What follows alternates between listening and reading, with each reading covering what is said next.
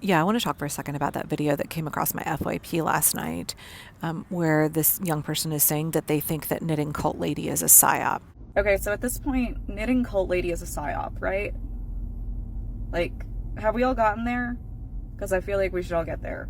Like, I swear to God, every time that I see a video of hers, it's about some conjecture someone has put forth that something might happen, and then her just explaining with a very strong air of reasonability and solid credentials why she doesn't think that it's likely. And I just, surely there has to be at least one thing that you think is likely.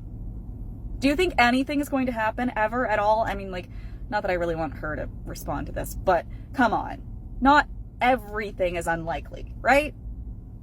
And they were like, oh, can we all just agree now? And they got absolutely owned in the comments by people who were like, what the hell are you talking about? No. And I've been thinking about this for quite a while because one person in the comments said that I was a psyop as well. They didn't think that I would see it. And I've been thinking, like, what do Knitting Cult Lady and I have in common besides our obsessive love of knitting? Like, we have very dissimilar backgrounds and our work is very different. But one of my mutuals left this comment: most of people's critiques of Knitting Cult Lady could be more honestly stated as follows: that mean lady was blunt to me. And I was like, there it is. There's the ways that she and I are similar. We're both direct.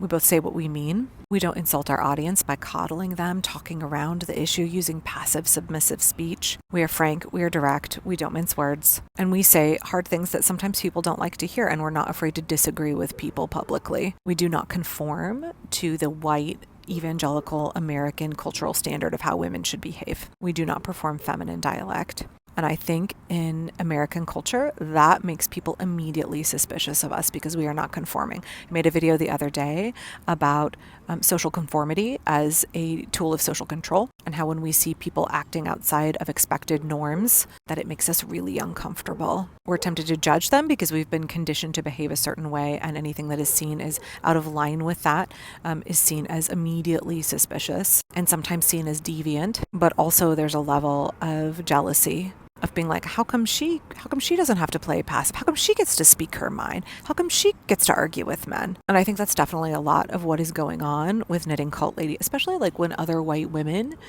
who feel that they are obligated to perform that way see a white woman who's like, no, I'm not buying into this. It really rankles them. So no, just because a woman tells you that you're wrong, just because a woman is blunt with you, just because a woman doesn't behave in a way that you expect, that does not make her a psyop. It makes her confident, assertive, unwilling to be subjugated by the patriarchy. So no, I'm not a psyop. Also, please look up what psyop means, because like that's not even remotely an appropriate use of the word. And then please think twice before you make silly accusations like that about Knitting Cult Lady or myself on the internet. Think about how your own internalized misogyny is what is at play here. Well, sweetheart, I bet you didn't think I was going to see you shit-talking me in the comments of this person getting absolutely ratioed for accusing Knitting Cult Lady of being a psyop. What the fuck do you think psyop means? Every woman that you disagree with on the internet is not a psyop.